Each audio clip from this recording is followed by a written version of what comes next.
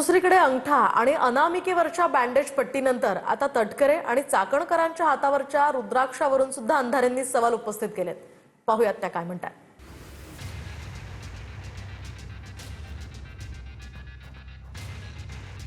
तटकरे आणि चाकणकर दोघांच्याही बोटांना बँडेजचे photo viral झाल्यानंतर आता दोघांच्याही हातामध्ये एकसारखेच रुद्राक्ष माळांचे गंडे कसे काय?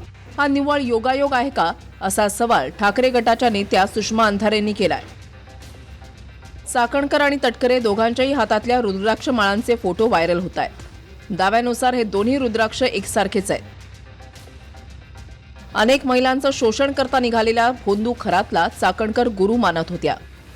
त्याच भोंदूसोबत तटकरे यांचेही फोटो समोर आलेत।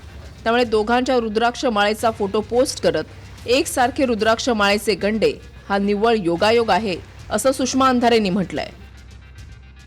त्याशिवाय एप्रिल 2024 मध्ये तटकरेंच्या बोटावर तब्बल 23 दिवस असलेली बँडेज पट्टी आणि त्यानंतर सप्टेंबर 2024 मध्ये चाकणकरांच्या बोटावर सलग 10 दिवस असणारी ही बँडेज पट्टी, त्यानंतर पुन्हा नोव्हेंबर 2024 पासून चाकणकरांच्याच त्याच बोटावर जवळपास महिनाभर असणारी बँडेज पट्टी। यामुळे आधीपासूनच विरोधक दोघांवर जादूटोणा आणि तंत्रमंत्राचा आरोप करतायत। त्यानंतर आता दोघांच्या हातावर असणाऱ्या रुद्राक्षांवरूनही विरोधकांनी अप्रत्यक्षपणे सवाल उपस्थित केले। Bureau report, TV9 Marathi.